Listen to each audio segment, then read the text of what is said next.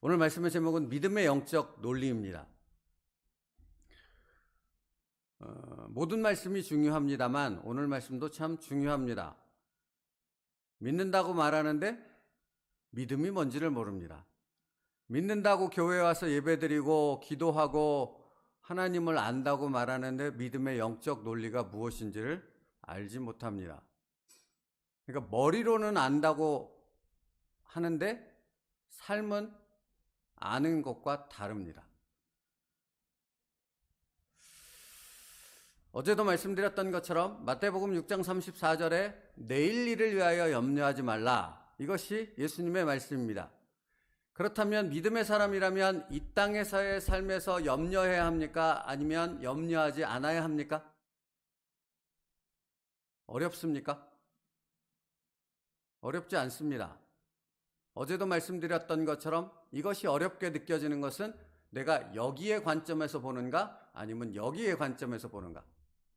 세상의 관점, 인간의 관점, 이성의 관점, 논리의 관점에서 보면 이 말씀은 어렵습니다. 아니 불가능합니다. 근데 여기 예수님의 관점, 믿음의 관점에서 보면 이 말씀만큼 정확하고 분명한 진리가 없습니다.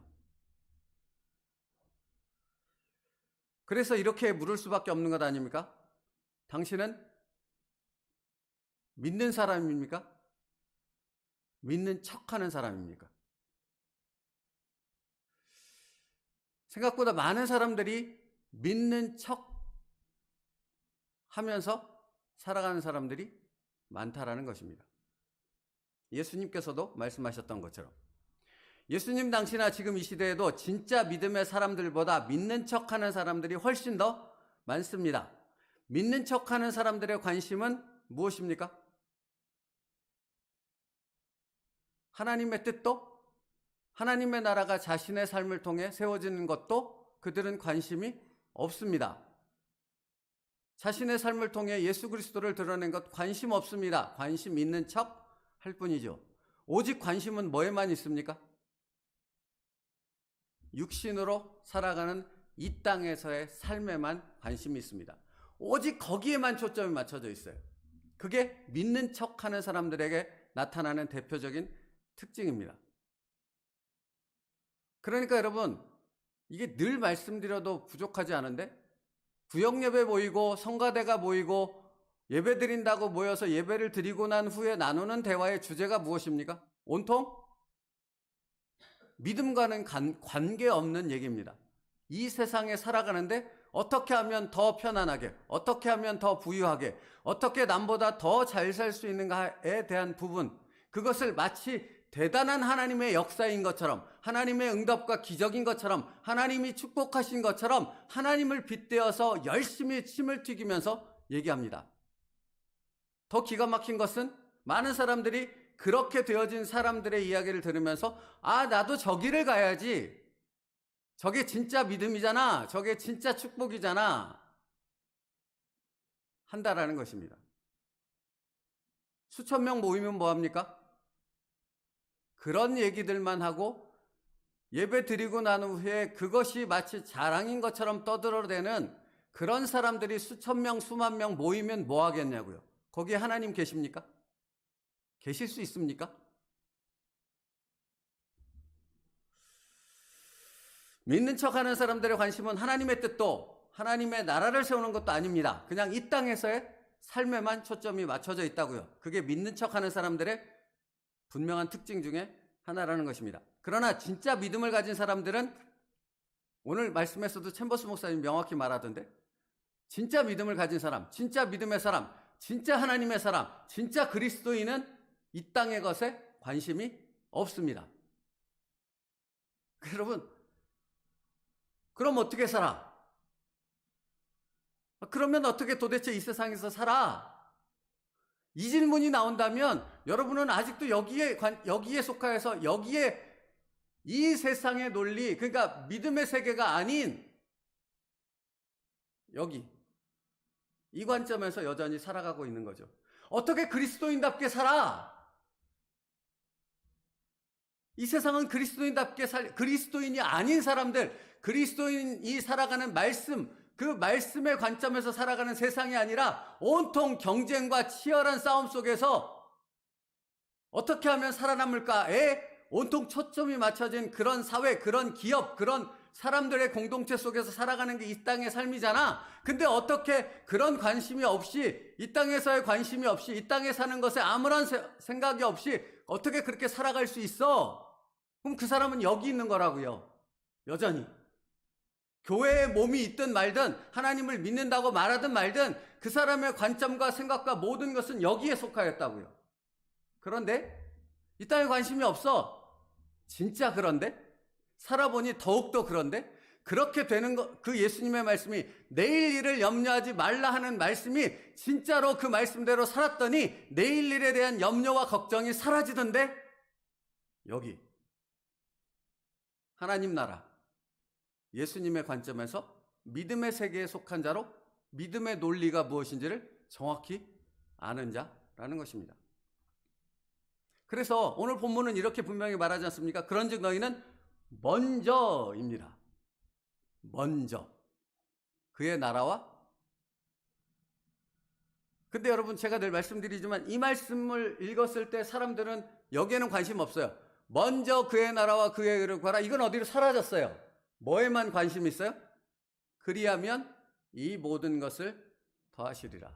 여러분, 분명하게 말씀드리지만, 챔버스 목사님도 분명하게 말하지만, 먼저 그의 나라와 그의 의를 구하라가 이루어지지 않으면 이 모든 것을 더하시리라는 절대 하나님 안에서 내 삶에 이루어지지 않습니다.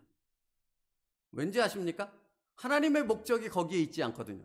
여러분, 여러분을 구원하신 하나님은, 여러분을 구원하신 하나님의 목적은 이 땅에서 얼마나 잘 먹고 잘 살고 편안하고 얼마나 부유하고 얼마나 문제를 해결하며 기적을 경험하며 사는가 하는 부분에 있지 않습니다. 그럼 어디에 하나님의 목적이 있습니까? 여러분을 구원하신, 그리고 여러분의 삶을 인도하시는 하나님은 여러분의 삶을 인도하실 때 어디에 목적을 두고 어디에 관심을 두고 인도하십니까? 오늘 이거 읽으셨으면 명확히 하는데 거듭거듭 강조하고 계시더라고요. 뭐에 관심이 있어요? 뭐에 목적이 있어요? 하나님과 관계 맺음. 그러니까 여러분, 우리가 계속해서 살펴봤지만 우리에게 이 모든 상황, 여러분이 싫거나 좋거나 이것을 기쁨으로 받거나 안 받거나 상관없이 여러분에게 주어진 현재의 모든 상황을 허락하신 분이 하나님이신데, 그 하나님은 그 상황을 허락하신 목적이 어디 있다고요? 관계 맺음에 있다고요. 그러므로 너희는 먼저 그의 나라를 구하라는 것은 하나님의 나라가 여러분이 기도하지 않고 구하지 않으면 안 이루어져서입니까? 아니요. 목적이 무엇인가를 정확히 알라는 겁니다.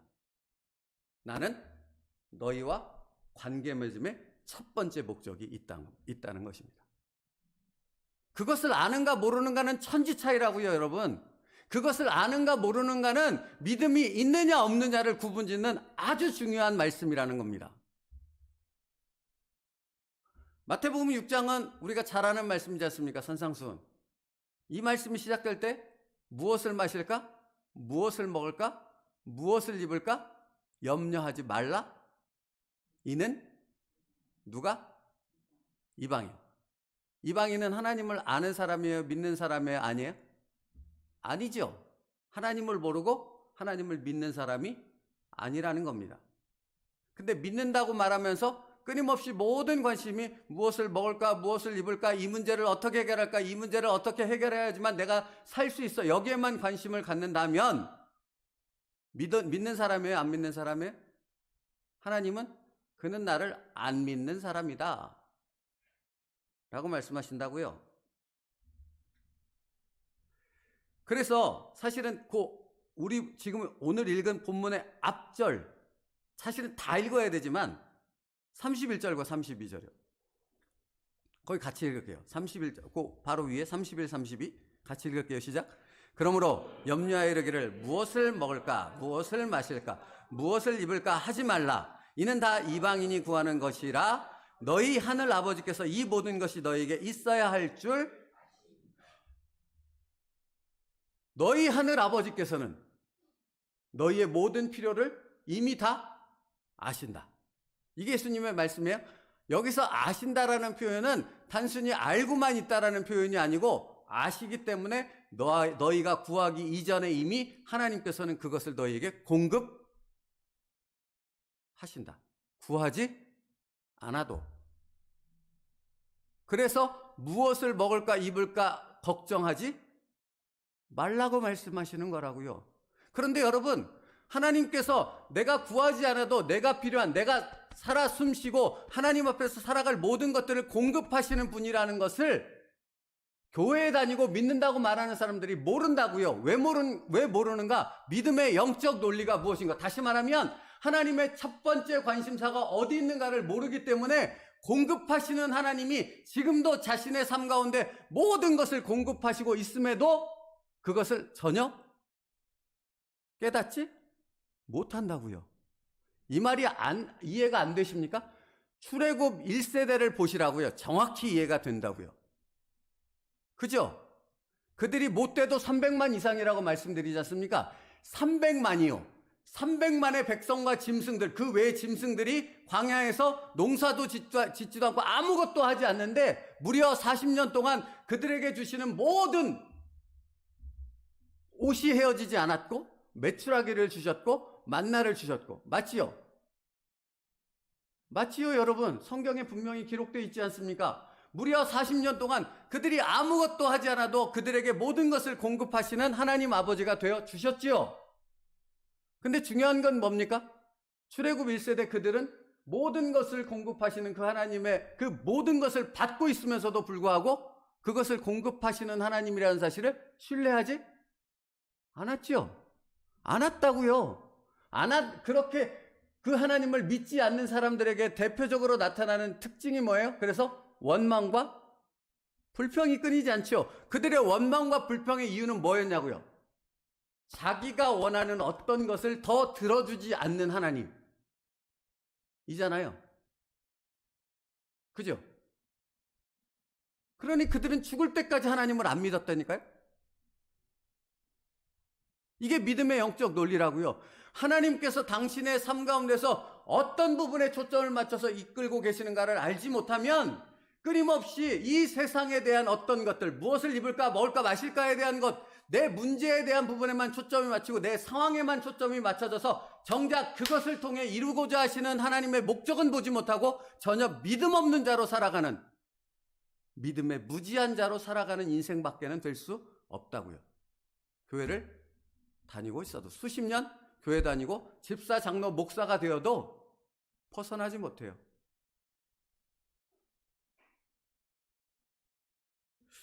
여러분, 명확하다고요. 너희는 먼저 그 나라와 그 의를 구하라. 그리하면 이 모든 것을 더하시리라. 다시 말할게요. 이거를 풀어서 말할게요. 하나님의 이 땅의 삶 가운데 우리에게 주신 첫 번째 목적, 하나님과 관계 맺음의 그 목적이 있다는 것을 명확히 알고 모든 상황 속에서 하나님의 뜻을 찾고 그것을 통해 하나님과 관계 맺음으로 들어가는 사람은 그 사람의 이 땅의 모든 삶을 책임지시는 전능하신 하나님을 반드시 만나게 되어진다. 이게 하나님의 약속이라고요. 당신이 알고 싶든 알고 싶지 않다고 생각하든 상관없습니다. 하나님의 계획과 목적이 바뀔 일은 없거든요.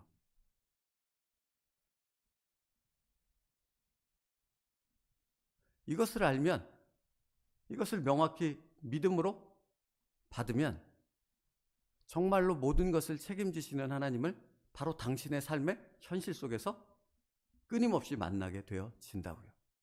놀라운 것은 무엇이 아십니까?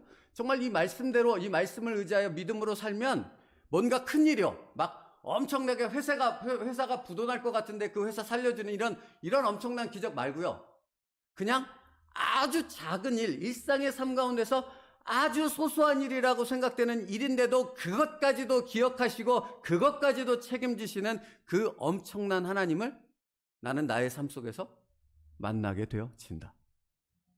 여러분, 이게 진짜라고요. 이게 진짜 믿음을 가진 그리스도인만이 누릴 수 있는 하나님의 부요함이라고요. 당신은 이것을 경험하고 있냐고요. 믿음의 영적 논리란 그걸 말하고 있는 거라고요. 그래서 챔버스 목사님의 얘기를 읽어드릴게요. 예수님께서는 제자들에게 하나님과의 관계가 그들의 삶에서 가장 주된 관심사가 되어야 한다고 가르치십니다. 뭐가 가장 주된 관심사요? 당신의 문제 아니라고요. 당신이 목적하는 것, 당신이 계획하는 것, 그딴 것들 하나님 관심이 전혀 없으시다고요. 관심이 없다는 표현은 그런가요? 그것은 2차적, 3차적 한참 뒤의 일이라고요. 하나님의 첫 번째 관심은 뭐라고요? 내가 너와 오늘도 관계를 맺고 싶다. 네가 내 안에 거하고 내가 너 안에 거하는 이 엄청난 은혜와 신비를 누리는 그 영적 관계를 누리는 너가 되게 하는 것에 나는 모든 관심의 초점이 거기에 있다 라고 말씀하신다고요. 그러면 그 다음에 이 모든 것을 더하시는 책임지시는 하나님을 당신은 삶 속에서 반드시 만나고 더 깊이 만나는 그 은혜와 부요함을 누리게 되어진다. 이게 믿음의 영적 논리라고요. 그러니까 여러분 보세요. 그러니까 이게 말씀 묵상하다 보니 마땅히 생각나는 부분이에요. 하나님의 말씀을 거기에 초점해서 보면, 그 믿음의 영적 논리 초점에서 보면 말라기서 3장 10절 말씀이요. 만군의 여호와가 이르노라 너희의 온전한 11조를 창고에 들여 나의 집에 양식이 있게 하고 그것으로 나를 시험하여 내가 하늘문을 열고 너희에게 복을 쌓을 곳이 없도록 붙지 아니하나 보라. 우리가 너무 잘 아는 말씀이잖아요. 11조. 여러분 헌금을 드릴 때 이 헌금 드리면 하나님이 내게 복 주셔. 이 복은 이 세상의 복이에요. 그렇게 해서 헌금 드리세요? 그러면 이 사람은 여기에 속한 사람이라고요. 매일 헌금을 드려도 그 사람의 헌금은 하나님이 받지 않아요. 의미가 없어요. 그러면 여기 말라기서 3장 10절 말씀, 이 말씀의 의미는 무엇입니까? 드려봐. 그러면 내가 붙지 않으나 확인해봐. 이렇게 하신 말씀은 무엇이에요? 지금 말씀드린 거, 믿음의 영적 논리. 하나님 앞에 11조를 드린다는 것은 모든 것을 주신 분이 하나님이라는 사실을 기억함으로 하나님과 영적 관계를, 모든 것을 내가 누림을 통해서 맺어간다는 의미잖아요. 맞죠? 아니 내가 숨쉬고 있는 것 하나님 때문이요, 내가 지금 먹는 것 하나님 때문이요, 내가 누구를 관계를 맺는 것, 내 가정을 이룬 것, 내가 지금 살아 숨쉬고 있는 모든 일들을 하는 그 시간들이 다 누구 때문이에요? 하나님 때문이라고요. 그걸 깨닫게 되어지면 그걸 통해서 모든 것을 책임지시는 하나님을 만나게 되어진다. 이게 말라기 3장 10절의 말씀의 의미라고요. 근데 사람들은 뭐라고 생각합니까? 100을 드려봐. 30배를 주지, 60배를 주지, 100배를 주지. 여러분 이거는 기브앤테이크라고 그래서 말하는 거라고요. 거래라고 말하는 것이라고요. 그건 절대 믿음의 행위가 아니라 이 세상의 똑같은 거래의 행위에 불과하다고요. 하나님은 그걸 받으실 이유가 없지요. 그런데 철저한 믿음의 관점에서 하나님 앞에 하나님과 관계 맺음으로 여러분의 돈이든 여러분의 시간이든 여러분의 정성이든 봉사든 그걸 하나님 앞에 드리는 자에게는 하나님은 그와 관계 맺음을 통한 그의 모든 이 땅의 삶, 아니 이 땅을 뛰어넘어 영적인 영원한 삶까지도 책임지시는 아버지 하나님이 되어 주신다라는 것입니다. 여러분 믿으려면 제대로 믿으십시오. 그 진짜 하나님을 믿으시는 영적인 부요함을 누릴 수 있는, 그래서 이 땅에서의 삶은 그냥 덤으로 얻어 누린다라는 것이 무엇인지를 제대로 경험할 수 있는 진짜 믿음의 사람, 영적 논리를 아는 성도 되어지기를 축복합니다. 그게 진짜 믿음이라고요. 그 진짜 믿음을 갖지 않으면 여러분은 영원히 죽을 때까지 무엇을 먹을까, 무엇을 입을까, 무엇을 마실까, 거기에만 초점이 맞춰져서 이 땅의 모든 벌어지는 상황들 속에 그것만을 놓고 하나님 앞에 기도하는 그 수준을 벗어나지 못해요. 근데 이걸 뛰어넘으면, 어제도 말씀드렸지 않습니까? 이게 턱이에요. 이 턱을 뛰어넘으면 이 땅의 삶을 초월해서 영적인 은혜와 부요함과 예수님께서 정말로 주시고자 하는 그 은혜가 무엇인지를 제대로 경험하는 진짜 그리스도인의 삶을 살게 되어진답니다. 우리 세운누리교회는 그 길을 갑니다. 타협하지 않습니다. 그런 모든 세운누리교회 성도가 되기를 주님의 이름으로 축복합니다. 오늘 그것을 위해서 기도해 주시는 여러분 되기를 바랍니다. 기도하겠습니다. 살아계신 하나님, 믿음의 영적 논리가 무엇인가를 바로 알게 하여 주시옵소서. 하나님께서 우리의 삶 가운데, 이 땅의 삶 가운데 가장 첫 번째 목적을 두고 있는 것은 얼마나 잘 살고 얼마나 부유하고 얼마나 모든 것을 누리며 사는가, 다른 사람들에게 부러움을 사는가, 거기에 있지 않고 모든 상황들 속에서 그 상황을 허락하신 하나님과 관계 맺음을 누리는, 그 인격적 관계를 누리는 진짜 그리스도인이 되게 하는 것에 하나님의 목적과 초점이 있음을 기억하게 하셔서 그것에 내 모든 생각과 삶의 목적을 거기에 맞출 수 있는 믿음의 걸음을 걷는 하나님의 사람들 되게 하여 주시옵소서. 그런 세움누리교회 모든 성도들이 되게 하여 주시옵소서. 예수님의 이름으로 기도 올리옵나이다. 아멘.